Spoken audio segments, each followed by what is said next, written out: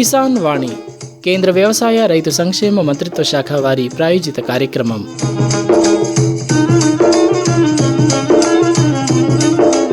రైతులు వివిధ పంటల సాగులో పాటించాల్సిన మెళుకువలు, యాజమాన్య పద్ధతులను గురించి వ్యవసాయ అధికారులు, శాస్త్రవేత్తల సూచనలు, సలహాలను ముచ్చట్ల రూపంలో అందించే కార్యక్రమం ఇది. అట్లనే మేలైన సాగు పద్ధతులను పాటించి మంచి దిగుబడులు సాధించిన రైతుల అనుభవాలను పంచుకునే రైతు అంతరంగం సుఖ ఇండ్లనే ప్రసారమవుతుంది.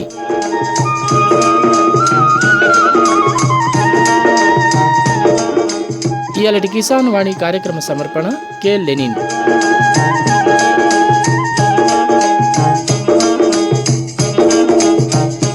ఇయాలటి కిసాన్ వాణి కార్యక్రమంలో గొర్రెలు, మేకల్లో వచ్చే వైరస్ వ్యాధులు నివారణ గురించి ఆదిలాబాద్ పశుసంవర్ధక శాఖ సహాయ పశువైద్యాధికారి డాక్టర్ వి సురేష్తో ముచ్చట. అదైనాక రైతు అంతరంగంలా పత్తి, సోయా పంటల సాగు, గొర్రెల పెంపకం అనుభవాలను గురించి నేరడిగొండ మండలం వడూరు గ్రామ రైతు డాంగర్ దేవ్ సింగ్తో ముచ్చట ప్రసారమవుతుంది.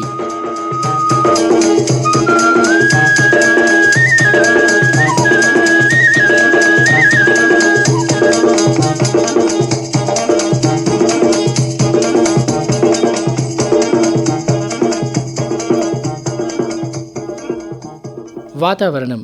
జిల్లాలో వాతావరణం పొడిగా ఉన్నది. కొన్ని చోట్ల వర్షపాతం సుఖ నమోదయ్యింది. గడిచిన 24 గంటలలో ఎక్కువ ఉష్ణోగ్రత 29.8 డిగ్రీల సెల్సియస్గా, తక్కువ ఉష్ణోగ్రత 23.2 డిగ్రీల సెల్సియస్గా నమోదయ్యింది. గాలిలో తేమ 69%. ఇక వచ్చే 24 గంటలల్లా ఆకాశం మేఘావృతమై ఉంటుంది. పలు చోట్ల వర్షం కూడా పడే అవకాశం ఉన్నది. అంతకు మించి వాతావరణంలో చెప్పుకోదగ్గ మార్పేమీ ఉండబోదు. వాతావరణ సూచన ఇన్నారు. ఇప్పుడు మార్కెట్ ధరలు. ఆదిలాబాద్ రైతు బజార్లో కూరగాయల ధరలు ఇలా ఉన్నాయి.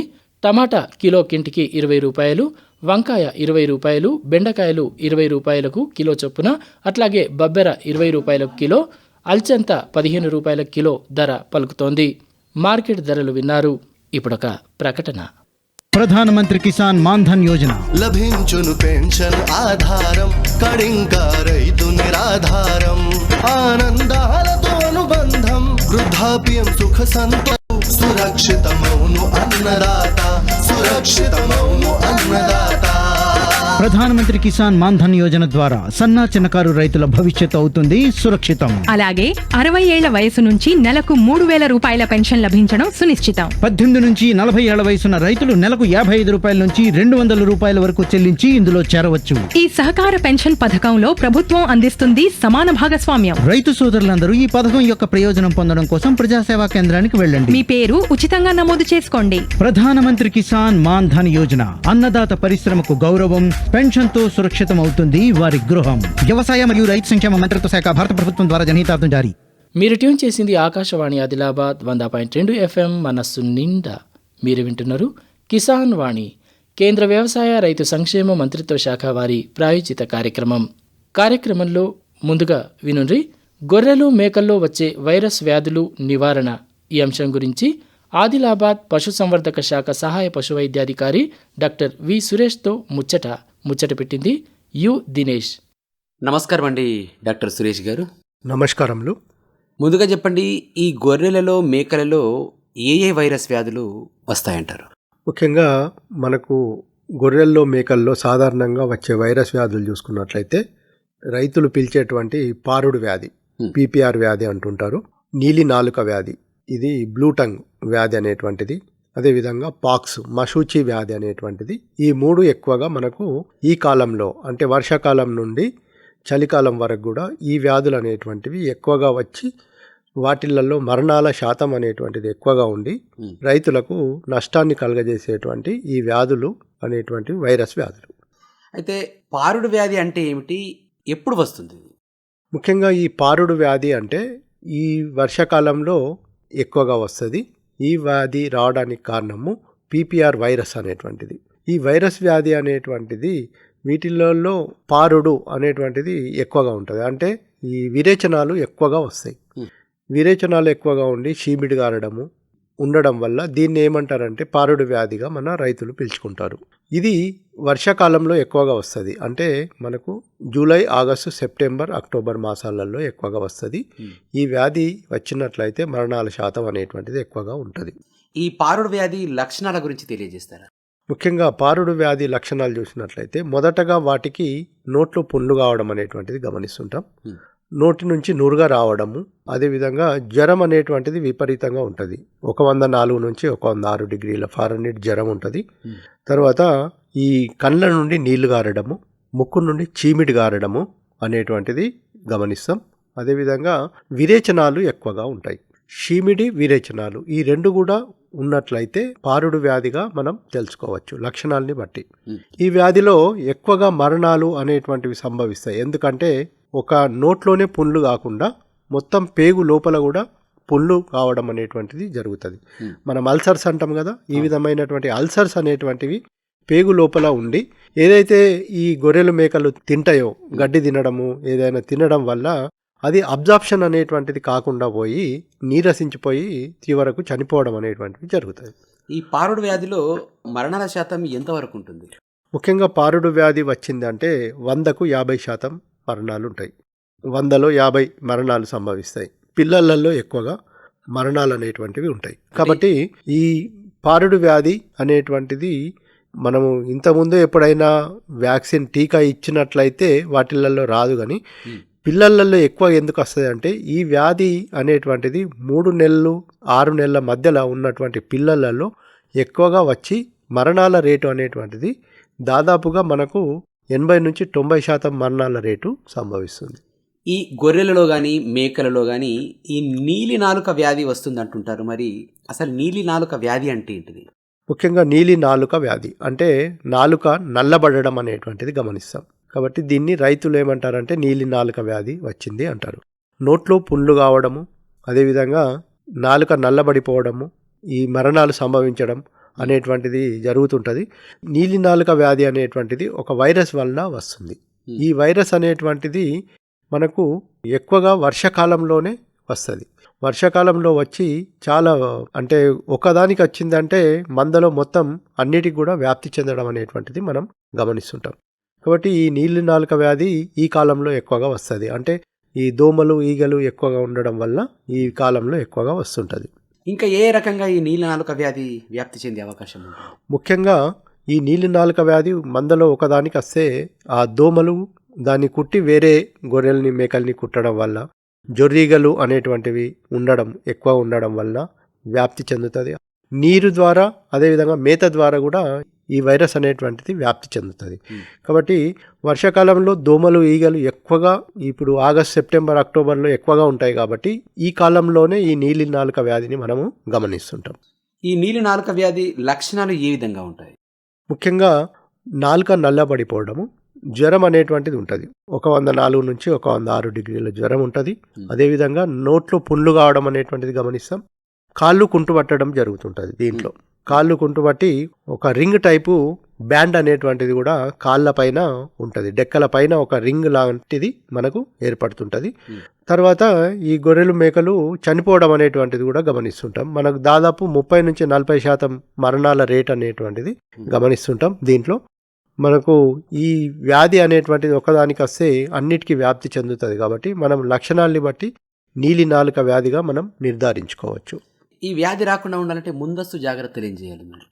ముఖ్యంగా నీలి నాలుక వ్యాధి కానీ ఈ వైరస్ వ్యాధులు అనేటువంటివి, వైరస్ అనేటువంటిది ఒకసారి వచ్చిందంటే చికిత్స అనేటువంటిది ఉండదు.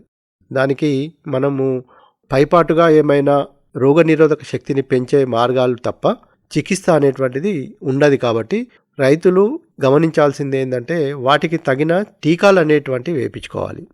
టీకాలలో ముఖ్యంగా పారుడు వ్యాధి నివారణ టీకా వేయించుకోవాలి, నీలి నాలుక వ్యాధి నివారణ టీకా, మశూచి వ్యాధి నివారణ టీకా, అదేవిధంగా మనకు ఇంకా బ్యాక్టీరియా వ్యాధులకు కూడా కొన్ని టీకాలు ఉంటాయి. ఈ వైరస్ వ్యాధులు అనేటువంటివి చాలా ముఖ్యం. ఎందుకంటే బ్యాక్టీరియా వ్యాధులు వచ్చినప్పుడు చికిత్స చేస్తే తగ్గుతాయి, కానీ వైరస్ వ్యాధులు వచ్చినప్పుడు మాత్రము చికిత్స చేసినా కానీ అవి దానికి ట్రీట్మెంట్ అనేటువంటిది, చికిత్స అనేటువంటిది ఉండదు. కాబట్టి మరణాల శాతం కంటిన్యూ అవుతూనే ఉంటుంది, 100% ఉంటుంది. 100% ఉంటుంది. కాబట్టి ఆర్థికంగా చాలా నష్టపోవడం జరుగుతుంది.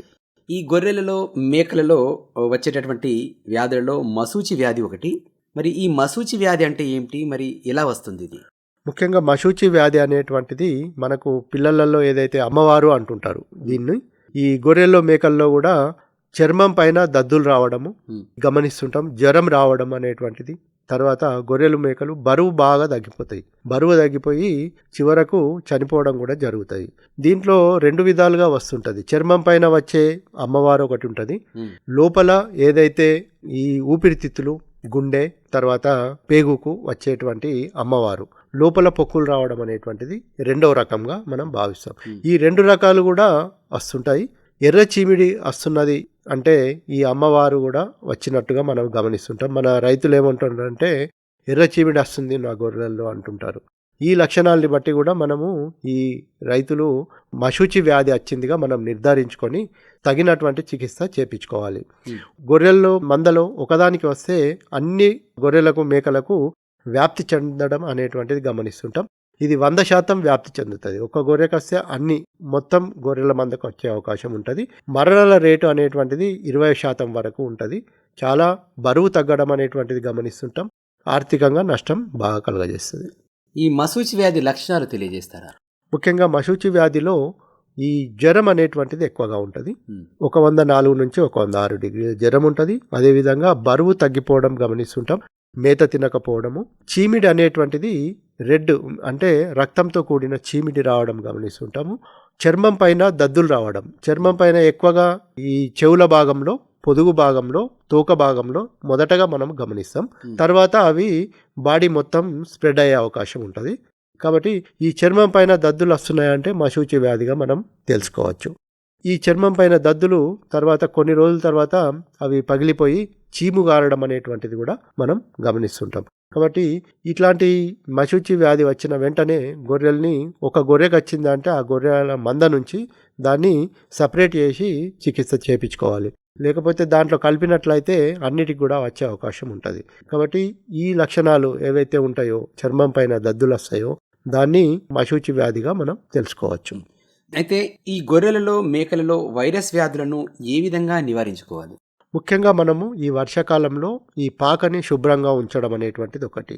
ఎక్కువగా మనకు నీటి ద్వారా, మేత ద్వారా, ఈగలు, దోమల ద్వారా వ్యాప్తి చెందే అవకాశం ఉంటుంది వైరస్ వ్యాధులు. కాబట్టి ఈ పాకని శుభ్రంగా ఉంచడము, నీరు, మేత అనేటువంటి శుభ్రమైనటువంటి నీరు ఇవ్వాలి, మంచి నీరు ఇవ్వాలి. అదేవిధంగా గడ్డి ఎప్పటిదప్పుడు అది తిన్న తర్వాత దాన్ని క్లీన్గా చేయడం అనేటువంటిది చాలా ముఖ్యము. తర్వాత మనము ఈ వ్యాధులు ఏవైతే ఉంటాయో, పారుడు వ్యాధి కానివ్వండి, మశూచి వ్యాధి, నీలి నాలుక వ్యాధి, ఈ 3 వ్యాధులకు కూడా క్రమం తప్పకుండా మనం టీకాలు అనేటువంటివి వేయించుకోవాలి. పారుడు వ్యాధి టీకా అనేటువంటిది PPR టీకాని ఒకసారి ఇస్తే మనకు 2 సంవత్సరాల వరకు రోగనిరోధక శక్తి కలిగి ఉంటుంది. కాబట్టి 2 సంవత్సరాలకు తర్వాత మళ్ళీ రిపీట్ చేయాలి. చిన్నపిల్లలు వచ్చిన వెంటనే మనం మళ్ళీ 6 నెలలకు ఒకసారి ఈ టీకాలు వేయించుకోవాలి, 6 నెలల పిల్లలకి. అదేవిధంగా నీలి నాలుక వ్యాధి టీకా, ఈ నీలి నాలుక వ్యాధి టీకా అనేటువంటిది కూడా మనకు బ్లూటంగ్ టీకాగా మనం లభిస్తుంటుంది. ఈ వ్యాధి టీకాని కూడా మనం సంవత్సరానికి ఒకసారి ఏప్రిల్, మే నెలల్లో మాత్రమే వేయించుకోవాలి. వర్షాకాలం అంతా కూడా మనకి ఈ వ్యాధి రాకుండా కాపాడుకోవచ్చు. మశూచి వ్యాధి టీకా ఇది ఎక్కువగా మనకు చలికాలం నుంచి వేసవికాలం వరకు వస్తుంది. కాబట్టి మనము జూన్, జూలై మాసంలో ఈ మశూచి వ్యాధి నివారణ టీకా చెవులకు వేయించుకున్నట్లయితే ఈ వ్యాధి రాకుండా మనం కాపాడుకోవచ్చు. ఈ విధంగా మనకు ఈ 3 వ్యాధులు అనేటువంటివి చాలా నష్టం కలుగజేస్తాయి. కాబట్టి వ్యాధి నిరోధక టీకాలు వేయించుకొని పాకని శుభ్రంగా ఉంచడం అనేటువంటిది చేస్తే రైతులు ఈ వ్యాధుల నుండి మనం వాటిని కాపాడుకోవచ్చు. ధన్యవాదాలండి డాక్టర్ సురేష్ గారు. గొర్రెలలో మేకలలో వచ్చే వైరస్ వ్యాధులు నివారణ చర్యల గురించి చక్కగా శ్రోతలకు తెలియజేసినందుకు మీకు మరొకసారి నమస్కారం. ధన్యవాదములు. ఇప్పటిదాకా మీరు గొర్రెల్లో మేకల్లో వచ్చే వైరస్ వ్యాధులు నివారణ గురించి ఆదిలాబాద్ పశుసంవర్ధక శాఖ సహాయ పశు వైద్యాధికారి డాక్టర్ వి సురేష్తో ముచ్చటిన్నరు. గీ ముచ్చట పెట్టింది యు దినేష్. కార్యక్రమంలో ఇప్పుడు రైతు అంతరంగం. మేలైన సాగు పద్ధతులను పాటించి మంచి దిగుబడులను సాధించిన రైతుల అనుభవాలను పంచుకునే కార్యక్రమం ఈ రైతు అంతరంగం. ఇయాలటి రైతు అంతరంగంలో పత్తి, సోయా పంటల సాగు, గొర్రెల పెంపకం అనుభవాలను గురించి నేరడిగొండ మండలం వడూరు గ్రామ రైతు డాంగర్ దేవ్ సింగ్తో ముచ్చటింటారు. గీ ముచ్చట పెట్టింది కె లెనిన్. నేరడిగొండ మండలం వడూరు గ్రామానికి చెందిన యువ రైతు డాంగర్ దేవ్ సింగ్ తనకున్న 8 ఎకరాల్లో పత్తి సోయా పంటల్ని సాగు చేయడంతో పాటు అనుబంధంగా గొర్రెల పెంపకాన్ని కూడా చేపట్టి ఈ ప్రాంతంలో ఆదర్శంగా నిలుస్తున్నారు. మరి వారి సాగుకు సంబంధించిన అనుభవాలతో పాటు గొర్రెల పెంపకానికి సంబంధించిన అనుభవాల్ని వారిని అడిగి తెలుసుకుందాం. నమస్కారం దేవ్ సింగ్ గారు. నమస్తే. ఇప్పుడు మీకున్న 8 ఎకరాల్లో పత్తి సోయా పంటలు సాగు చేస్తున్నారు కదా, ఎన్నేళ్ల నుంచి మీరు వ్యవసాయం చేస్తున్నారు? అంతకుముందు నుంచి చేస్తాం కానీ ఇక్కడ వచ్చి ఒక 25 ఏళ్ళు అయితే అవుతుంది. 20 ఏళ్ళ నుంచి చేస్తున్నాం. ఇప్పుడు ఈ 25 ఏళ్ళ నుంచి ఇటు వడూరు ప్రాంతంకి వచ్చారు. అంతకుముందు ఎక్కడ ఉండేది? ఇందరవెల్లి మండలంలో ఉన్నాం అంతకుముందు. ఇప్పుడు ఇక్కడ మీకు 8 ఎకరాల భూమి ఉన్నాయి కదా, ఇది ఏ రకం భూమి? నల్లరేగడ కాదు, బరకం రేగడ. బరకం. అయితే ఇప్పుడు ఇందులో పత్తి సోయా పంటలు సాగు చేస్తున్నారు కదా, మొదటి నుంచి ఇవే పంటలు వేస్తున్నారా లేకపోతే మధ్యలో మార్చిండ్రా? సోయా పత్తి వేస్తాం, లేకపోతే రబ్బీకేమో జొన్న మక్క అని వేసుకుంటాం. వానాకాలంలో సోయా పత్తి, రబీలో మక్క జొన్న, మొక్కజొన్న జొన్న 2 వేస్తాం. అయితే ముందు ఈ వానాకాలం పంటల సాగుకు సంబంధించిన మీ అనుభవాలు చెప్పుకుంటే, ఇప్పుడు ఈ పత్తి సాగు చేస్తున్నారు కదా, ఈ పత్తి ఎట్లా ఏమేమి ఎగుమతులు చేయాల్సి ఉంటుంది, ఎట్లా మీరు దీనికి పొలం సిద్ధం చేసిండ్రు, ఎన్ని ఎద్దులైంది, ఇప్పుడు పంట ఎట్లా ఉన్నది? పోయినసారి కంటే ఈసారి అయితే కొంచెం డల్గానే ఉంది, ఎందుకంటే వర్షాలు తక్కువ ఉండే కాబట్టి. అందుకని అంతకుముందు పోయినసారి బాగానే ఉండే, వర్షాలు ఉండే మంచిగా. ఇది ఏంటంటే వర్షం ఎక్కువ ఉంటేనే మంచిగా వస్తుంది, తక్కువ వర్షం ఉంటే కొంచెం పంట కూడా మంచిగా రాదు. అంటే ఇప్పుడు ఈ భూములకు నీళ్ళు ఎక్కగాలి. నీళ్ళు ఎక్కగాల. అక్కడ అయితే రేగడైతే వీటికి తక్కువ ఉన్నా కానీ కొంచెం మంచిగా వస్తుంది, ఇక్కడ ఎక్కువ వర్షం కావాలి. మాకు ఈసారి వర్షాలు తక్కువ ఉన్నాయి. ఎన్ని రోజులైంది మీరు పంట వేసి? అంటే మొదట్లో వానలు పడ్డప్పుడు వేసిండ్రా, మళ్ళీ పెట్టిండ్రా పంట? మొదట్లోనే పడ్డది, అంటే జూన్లో అయితే వాళ్ళే, మన తర్వాత పడ్డది. అయితే మీరు ఎప్పుడు పెట్టిండ్రు విత్తనాలు? జూన్ ఎండింగ్లో పెట్టినాం. అయితే ఇప్పుడు పంట ఎట్లా ఉన్నది ఈ దశ? ఇప్పుడు ఈ టైంలో ఏమేమి పనులు చేయాల్సి ఉంటుంది, మీరు ఏం చేస్తున్నారు? ఈ టైంలో మందు వేయాలా, స్ప్రే వేయాలా, మళ్ళీ దౌరా కొట్టుకోవాలా, అలాంటిది. అంటే ఇప్పుడు ఏంటంటే ఇంకా ఆగస్టులో పొలాల పండుగ దాకానే దౌరా నడుస్తుంది. ఇప్పుడు ఈసారి బంద్ కాదు, అంటే వర్షాలు లేట్ అవుడికి పంటలు కూడా చిన్నగా ఉంది. అంటే ఈసారి వానలు ఆలస్యం అవుడుకు పంట కూడా కాలం ఆలస్యమైంది. లేకపోతే ఈసారికి మనంత పత్తి ఒక 4 ఫీట్లు కానీ 5 ఫీట్ల అంతా ఉంటుండే పోయినసారి, అంతకుముందు సారి. ఈసారి బాగా చిన్నగా ఉంది. అయితే ఇప్పుడు పంట ఆలస్యమైంది, వానలు చేసుట్లా కదా, అయితే ఇప్పుడు ఈ పంట ఇంకా రావాలా చేతికి దిగుబడి అంటే ఇంకా ఎప్పటిదాకా అవుతుంది? అంటే దీపావళి దాటిపోతుందా? దీపావళి దాటుతుంది. దీపావళి అంటే కొందరు ఇప్పుడు బోర్ ఉంది కదా, నీళ్ళు పెట్టుకుంటారు, మళ్ళీ సంక్రాంతి దాకా కూడా పోతుంది. అయితే ఈసారి పంట కాలం పెరుగుతుంది. అవును. అంతకుముందు ఏంది, పీకేసి జొన్ననో మొక్కజొన్ననో వేసుకుంటుండ్రి. ఈసారి ఆ ఛాన్సెస్ లేదు కొంతమందికి. అయితే ఇప్పుడు మీకు ఎట్లా నీళ్ళ సౌలత్ వాన మీదనేనా లేకపోతే ఇంకేమైనా సౌలత్? బోర్ ఉంది, మాకు బోర్ ఉంది. ఇప్పుడు వర్షాకాలం అయితే పైన వర్షమే, ఇప్పుడైతే మళ్ళీ సెకండ్ పంటకైతే బోర్ నీళ్ళు ఇస్తాం. అయితే ఇప్పుడు ఈ పత్తి పంటకు ఇప్పుడు చిన్నగా అయినాయి, మొలకలు ఉన్నాయి, మంచిగా పువ్వు దశకు వస్తున్నది కదా, ఈ టైంలో ఎట్లాంటి జాగ్రత్తలు తీసుకుంటున్నారు? ఇందులో ఏమేమి ఎగుమతులు చేస్తున్నారు? దీనికి స్ప్రే చేస్తాం, మందులు వేస్తాం. దాని తర్వాత ఏమైనా ఇంకేదైనా దానికి బట్టి రోగం ఏదైనా వచ్చిందనుకో, దాని ఏంది మందు పడుతుంది అనేది అది చూసి కొడతాం మనం. ఎట్లా ఇప్పుడు ఈ మందుకు సంబంధించి ఎవరిని అడుగుతారు? మీ అనుభవంతోనేనా లేకపోతే దుకాణంలో పోయి అడుగుతారు? ఇప్పుడు కొందరు కొడతారు కదా రైతులు, అరే నేను అది కొట్టినా మంచిగా ఉంది, అది వాడితే బాగుంటుంది, ఇది దాంతో ఈ రోగం పోతుంది, ఆ రోగం పోతుంది అంటే కొందరు అనుభవంతో పోయినసారి కొట్టింది అది తెచ్చి కొడతారు, స్ప్రే చేస్తారు. పోయినసారి ఇవి అయితే వేస్తారు, అది బాగుంటుంది అది వేస్తారు, లేకపోతే ఏదో ఇంకా కొత్త అది వేస్తారు. అయితే ఇప్పుడు మీ పంటలు ఇప్పుడు ఏమన్నా పురుగు సమస్య కానీ తెగుల సమస్య ఏమన్నా ఉన్నదా? ఇప్పటిదాకా ఏమన్నా వచ్చిందా అసంటిది? పత్తిగా పురుగులు ఏం లేవు ఈసారి. ఇప్పుడే ఎక్కడిది, ఇంకా కాయలు కాస్తేనే పురుగు, అంటే అది గులాబీ పురుగుకు సంబంధించింది అవి. మళ్ళీ అది ఇప్పుడు ఏం పురుగులు లేవు. బీటీ కదా, పురుగులు బీటీ పత్తి వేసాను. బీటీ పత్తే కదా. సోయాకు అయితే పురుగులు అయితే సోయాకు స్ప్రే చేసుకుంటారు. ఇప్పుడు సోయా ఎన్ని ఎకరాలలో వేసినారు? సోయా పంట ఎట్లా ఉన్నది, ఏ దశలో ఉన్నది? సోయా బాగానే ఉంది. సోయా కూడా అంటే అన్ని లేట్ అవుడికి అన్ని కాయలు పట్టు, అది లేటే ఇది లేటే, ఏదైనా లేటే, సోయా కానీ పత్తి కానీ. సోయా మేము వేరే వాళ్ళది పట్టుకున్నాం కౌలుకి, వాళ్ళ వేసినాం 5 ఎకరాలు. మీకున్న ఈ 8 ఎకరాలతో పాటు 5 ఎకరాలు, అంటే 8లో పత్తి వేసిండ్రు, 5 సోయా పోసినాం. మొత్తం అది 5, ఇది 8, 13 ఎకరాలు. అయితే సోయా పంట ఎట్లా ఏ దశలో ఉన్నది? ఇప్పుడు దానికి ఏమేమి ఎగుమతులు చేయాల్సి ఉంటుంది, ఏం చేస్తున్నారు ఇప్పుడు? సోయాకు ఏముంది, సోయా పోసి దాంట్లో ఒక గడి మందు ఓటేసి మళ్ళీ ఇప్పుడు కాయల పూతలప్పుడు స్ప్రేలు చేస్తాం, అంతే, దానికి ఏం లేదు. ఇప్పుడు మధ్యలో మళ్ళీ ఏం మందులు కానీ నీళ్లు స్ప్రే, ఇది పురుగుల మందులు కొడతాం కదా, అంతే. ఇప్పుడు ఈ కలుపు సమస్య ఎట్లా ఉన్నది? గడ్డి మందే వాడతారా లేకపోతే కూలీని పెట్టి తీస్తారా? కొన్ని ఒకసారి ఫస్ట్ స్టార్టింగ్లో కొడతాం, మళ్ళీ కల్పించుకుంటాం కూలీలతోటి.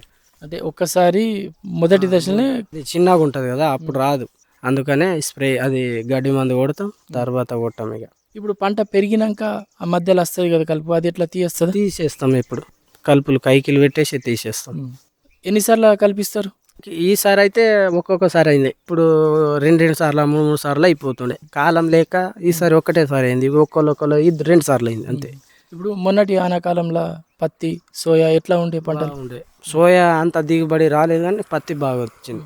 ఇప్పుడు ఈ పత్తి సాగు చేస్తున్నారు కదా, అంటే మామూలు పద్ధతిని చేస్తారా లేకపోతే ఏమన్నా కొత్తగా బెడ్ పద్ధతి అట్లా ఏమన్నా? లేదు మామూలుగానే, మేము ఎప్పుడు మామూలుగానే చేస్తాం ఇక్కడ. అంటే బెడ్ అంటే జౌకు పడడం అది మాకు అలాంటిది ఏం లేదు కదా, జౌకు పడ్డ వాళ్ళకైతే వాళ్ళు బెడ్ వేసుకుంటారు. అంటే మీకు ఆ సమస్య లేదు కాబట్టి మామూలు సాధారణ పద్ధతి వేసుకుంటాం. దాదాపుగా ఎన్నేళ్ల నుంచి ఇప్పుడు ఈ పత్తి సోయా సాగు చేస్తున్నారు? మేము దాదాపుగా ఇక్కడ వచ్చే 25 ఏళ్ళు అవుతాయి, అప్పటి నుంచి పత్తి సోయానే పండిస్తున్నాం ఇక్కడ. మొదటి నుంచి ఈ రెండే పంటలు సాగు చేస్తున్నారు కదా. ఇప్పుడు కొంతమంది శాస్త్రవేత్తలు ఏం చెప్తారంటే ఒకే రకమైన పంట ఒకే నేలలో సాగు చేయడం వల్ల కొంత సారం పోయి పంట దిగుబడి మీద కూడా ప్రభావం చూపుతా ఉంటుంది, పంట మార్పిడి చేయాలంటది. అట్లా మీరు ఏం చేయాలి అంటే దీంట్లో వేరే పంట అన్నది రాదు, ఎందుకంటే భూమి రేగడి భూమి అయితే దాంట్లో ఏదైనా వేరే పంట వేసుకున్నా రావచ్చు. దీంట్లో ఏది సోయా కూడా మామూలునే వస్తుంది, ఇలా పత్తే బాగా వస్తుంది అంతే. అంటే ఇప్పుడు ఈ భూములు పత్తికి అనుకూలం కాబట్టి పత్తి మంచిగా వస్తుంది. ఆ సైడ్ అయితేనేమో సోయా కూడా బాగా వస్తుంది అక్కడ. అయితే ఇప్పుడు ఈ పత్తి సోయా 2 పంటలు సాగు చేస్తున్నారు. దాదాపు 13 ఎకరాలలో, ఒకటి పత్తి 8 సోయా 5 మొత్తం కలిపి మొత్తానికైతే 13 ఎకరాలలో సాగు చేస్తున్నారు. దీనికి అనుబంధంగా గొర్రెల పెంపకం కూడా చేపట్టినారు. మరి ఈ గొర్రెలు పెంచాలన్న ఆలోచన ఎట్లా వచ్చింది? ఈ గొర్రెల్ని ఎక్కడికి వెళ్ళి తీసుకొచ్చిండ్రు? దాదాపు ఎన్ని ఉంటాయి మీ దగ్గర? దాదాపుగా ఒక 200 అయితే ఉంటుంది. ఇంతకుముందు మా దగ్గర మేకలు ఉన్నాయి, మేకలు తీసేసి గొర్రెలు తీసుకున్నాం. మళ్ళీ వేరే వాళ్ళు కాదు, సొంతం మేమే మేపుకుంటాం. ఎట్లా మరి ఈ గొర్రెలకు సంబంధించి షెడ్ కానీ ఇవన్నీ ఏర్పాట్లు ఎట్లా చూసుకుంటారు? ఇప్పుడు వానాకాలం బాగా జాగ్రత్తగా ఉండాలా? ఇప్పుడు ఏదైనా దానికి ఏమైనా కష్టం వచ్చిందంటే, దానికి ఏమైనా ఇబ్బంది అయితే ఇంజక్షన్లు ఇస్తాం, అన్ని మేమేమని ఖర్చు పెడతాం. ఏదైనా బాగా మాకు అర్థం కాకుండా తేలకుండా ఉంటే ఇట్లా డాక్టర్ వాళ్ళకు పిలుచుకుంటాం. అయితే ఇప్పుడు ఈ మేతకు మీరే తీసుకుపోతామంటున్నారు కదా, బయటకు తీసుకుపోతారు? ఎందుకంటే ఇప్పుడు మీ పంట పొలాల చుట్టూ అటవీ ప్రాంతం కనిపిస్తున్నది, ఇటు బయటకే తీసుకుపోతారా, ఇక్కడికే తెచ్చి మేతేస్తారు? బయటకే తీసుకెళ్తాం. ఇప్పుడు ఇక్కడ తెచ్చి మేపం అవి ఇట్లని, బయటనే అడవి ప్రాంతంలో కానీ, ఇప్పుడు ఈ సీజన్ మళ్ళీ సీజన్ ఎండింగ్లో చేన్లలో కానీ అట్లా మేపుకుంటాం. అయితే ఇప్పుడు వానాకాలం కదా, ఇప్పుడు కొంచెం కొన్ని రకాల వ్యాధులు కూడా వచ్చే అవకాశం ఉంటుంది. సరే, ఈ జీవాలకు మీరు ఎట్లాంటి జాగ్రత్తలు తీసుకుంటారు? ఇప్పుడు ఏంటంటే, ఇప్పుడు వాటికి ఏంటంటే మేము ప్రతి దానికి డైలీ చూసుకుంటూనే ఉంటాం, దేనికి ఏమైంది, దేనికి ఏముంది, దగ్గు కానీ సర్ది కానీ జ్వరాలు కానీ అవిట్లకు కూడా ఉంటాయి, కాళ్ళ నొప్పులు కానీ, దానికి ఇంజక్షన్లు ఇస్తాం. అయితే ఇప్పుడు ఈ గొర్రెల్ని ఏడికెళ్ళి తీసుకొచ్చిండ్రు? మేము ఇట్లానే వేరే వాళ్ళ దగ్గర తీసుకున్నాం. అంటే లోకల్నే, బయట వేరే ప్రాంతాలకు పోయి తీసుకురా? లేదు, లోకలే. ఇంతకుముందు మా దగ్గర మేకలు ఉంటే మేకలు ఇచ్చేసి గొర్రెలు తీసుకున్నాం. ఎందుకు మరి? అంటే మేకలకు గొర్రెలకు ఏమన్నా తేడా ఉంటుంది? తేడా బాగా తేడా. అవి మేకలు సంవత్సరం పిల్ల కూడా మేత తినలేదు, వెళ్ళదు మేకలకు. గొర్రె పిల్ల 4 నెలలకు 5 నెలలకు నడుస్తుంది, గొర్రెలకు వెళ్తుంది. అడవి ప్రాంతాలకు కానీ ఎక్కడైనా బయట తీసుకపోతే వెళ్ళిపోతుంది. అదే మేకలైతే నడై. అవి బాగా ఒక 6 నెలలు 7 నెలలు కష్టపడాలి ఇంటికానే వాళ్ళు. అయితే ఇప్పుడు మేకల పెంపకం లాభమా, గొర్రెల పెంపకం లాభమా? 2 సేమే, అంటే రేట్ల ప్రకారంగా ఏదైనా అంతే. ఇది ఏమవుతుంది అంటే గొర్రెలు ఒక్క సంవత్సరం పిల్ల అయినా అమ్ముకోవచ్చు, అది సంవత్సరం పిల్లకు దీనికి అంత రేట్ దానికి రాదు. ఎట్లా అమ్ముతారు మీరు? ఇక్కడికి వచ్చి తీసుకుపోతారా లేదా బయట మార్కెట్లకు తీసుకుపోతారు? ఇట్లా తీసుకుపోతాం, కొందరు ఇక్కడ వచ్చి తీసుకుంటారు, ఎట్లా అయితే అట్లా వీలు. ఎట్లా ఏం ధర నడుస్తున్నది? ఒక పిల్ల అయితే ఎంత పోతుంది, పెద్దదైతే ఎంత పోతుంది? ఇక నచ్చిన తీరు ఉంటుంది, వాళ్ళు తీసుకునే వాళ్ళకి నచ్చింది అనుకో, ఆ 10,000 కూడా పెడతాడు, 8,000 కూడా పెట్టచ్చు, అంటే వాళ్ళకి నచ్చినట్టు. అంటే ఇప్పుడు ధర మీరు నిర్ణయిస్తారా లేదా వచ్చిన వాళ్ళే? ఇప్పుడు మేమేందంటే, ఇప్పుడు మాకు అమ్మెడుతుంది 8,000కి అమ్మెడుతుంటే 10,000 చెప్తాం, దాంట్లో దిగి ఒక 2,000 దాకా దిగేసి 8,000కి ఇచ్చుకుంటాం. వాళ్ళు కూడా తీసుకునే వాళ్ళు కూడా అడుగుతారు కదా, ఫిక్స్ రేట్ చెప్తే వాళ్ళు ఫిక్స్ రేట్లు తీసుకోరు కదా, వాళ్ళు కూడా తక్కువ. అది కూడా చూసుకోవాలి, మీరు ముందే ఒక రేటు చెప్తే ఇంకా తక్కువ చేస్తారు. ఇప్పుడు మీరు 8 చెప్తే వాళ్ళు 5, 6 అడుగుతారు. అట్లా మేము 10 చెప్తే వాళ్ళు 8 ఇట్లా తీసుకుంటారు. అట్లా అంటే మీరు మీకు పడే రేటు చూసుకొని దాన్ని బట్టి మీరు రేటు చెప్తారు, తర్వాత తక్కువ ఎక్కువలు అవుతాయి. అంతే పిల్లని బట్టి గొర్రెని బట్టి చూసుకొని రేటు చెప్తాం అన్నట్టు. ఓ 12,000 10,000 15,000 దేని దానికి లెక్కుంటా నాకు. గొర్రె పెద్దది చిన్నది దాంట్లో కూడా. ఈ పంటల సాగు గొర్రెల పెంపకం రెండు పోల్చి చూసుకుంటే ఏది మంచిగా అనిపిస్తున్నది? గొర్రెలే బాగుంది. పంటల అంటే ఎప్పుడు కూడా రైతు అంత చేస్తున్నా కానీ ఏం మిగిలిబాటు అవుతలేదు పంటలలో. ఎంతగానో మందులకు ఆ కూలీలకు అవిట్లకి వెళ్ళిపో. అదే గొర్రెలదైతే కొంత నిలకడగా ఉంటుంది. సొంతంగా మేపుకుంటే అది సంవత్సరానికి ఎట్లా మంచి పిల్లలు పడితే ఒక 2 లక్షలు అయితే అమ్ముకుంటాం. 2 లక్షలు 3 లక్షలు. అయితే ఇప్పుడు ఈ వ్యవసాయంలో కూడా మీరే సొంతంగా చేస్తారా, కూలీని కూడా పెడతారా? అవసరం పడ్డట్టు కూలీని కూడా పెట్టుకుంటాం. మేము ఎక్కువ శాతం అయితే సొంతంగా చేసుకుంటాం. కల్చుడు కానీ ఎప్పుడు ఒక 2-3 పెట్టుకుంటాం. మళ్ళీ పత్తి ఏరుడికి వేరే పనికైతే మేమే చేసుకుంటాం. సొంతగా మీరే దగ్గరుండి మీరే పనులు చేసుకుంటారు. ఏదో అవసరం అనుకున్నప్పుడు 1-2 కూలీని పెట్టి పని చేపించుకుంటారు. 2-3 ఎందరు అవసరం పడితే అందరినీ పెట్టుకుంటాం. ఎట్లా అనిపిస్తున్నది? ఒక పక్క సాగు, ఇంకో పక్క గొర్రెల పెంపకం ఎట్లా బాగుంది. గొర్రెల పెంపకనే బాగుంది. ఇంకా చాలా సంతోషం దేవ్ సింగ్ గారు. ముఖ్యంగా ఈ పత్తి సోయా పంటల సాగుతో పాటు గొర్రెల పెంపకానికి సంబంధించిన మీ అనుభవాల్ని మాతో పంచుకున్నారు. అందుకు మీకు ధన్యవాదాలు. నమస్కారం. నమస్కారం సార్. ఇప్పటిదాకా మీరు రైతు అంతరంగంలో పత్తి సోయా పంటల సాగు, గొర్రెల పెంపకం గురించిన అనుభవాలను గురించి నేరడిగొండ మండలం వడూరు గ్రామ రైతు డాంగర్ దేవ్ సింగ్తో ముచ్చటిన్నారు. గీ ముచ్చట పెట్టింది కె లెనిన్. సర్వోత్తమ రైతు పురస్కారం లభించింది హరికి. హరి, మీ విజయ రహస్యం ఏమిటో చెప్పండి. రైతు మిత్రులారా, మీరు కూడా మీ పొలాల్లో అధిక పంటను పండించగలరు. అదెలా? ఎప్పుడు ఏ సమస్య వచ్చినా వెంటనే కలపండి ఈ నెంబరు 1800-180-1551. ఇది ఎవరి నంబర్ బాబు? కిసాన్ కాల్ సెంటర్ది. అక్కడ విశేషజ్ఞులు మీ పొలం సమస్యలకు వెంటనే పరిష్కారం చెప్తారు. అదేంటయ్యా, విశేషజ్ఞులు అన్ని సమయాల్లోనూ దొరుకుతారా? తప్పకుండా దొరుకుతారు. ఏడాదిలో 365 రోజులును. అది కూడా ఉదయం 6 గంటల నుంచి రాత్రి 10 గంటల దాకా. మరైతే ఎక్కువసేపు మాట్లాడితే డబ్బు చాలా అవుతుందిగా. ఖర్చు లేనే లేదు. మొబైల్ పై గానీ ఇతర ఫోన్ తో కానీ కిసాన్ కాల్ సెంటర్ కి ఉచితంగా కాల్ చేయవచ్చు. సలహాకి కూడా ఖర్చు ఉండదు. నిజంగా? 16 అణాల నిజం. రైతు సోదరులారా, పంట సమస్యల గురించి మీ భాషలో వెంటనే సమాధానం కోసం పూర్తి భారతదేశంలో ఏ ఫోన్ నుంచైనా జాతీయ హెల్ప్ లైన్ నంబర్ 1800-180-1551తో ఉచితంగా సంప్రదించండి. రైతు మిత్రుడు కిసాన్ కాల్ సెంటర్. ఇంతటితో ఇయ్యాలటి కిసాన్ వాణి కేంద్ర వ్యవసాయ రైతు సంక్షేమ మంత్రిత్వ శాఖ వారి ప్రాయోజిత కార్యక్రమం సమాప్తం.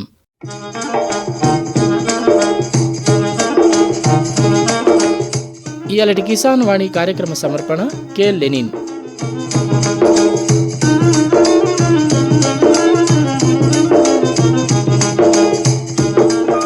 ఈ కిసాన్ వాణి కార్యక్రమం మళ్ళా గురువారం, శనివారం రాత్రి 7:15కి, అట్లనే మంగళవారం రాత్రి 7:15కి ప్రసారం అవుతుంది.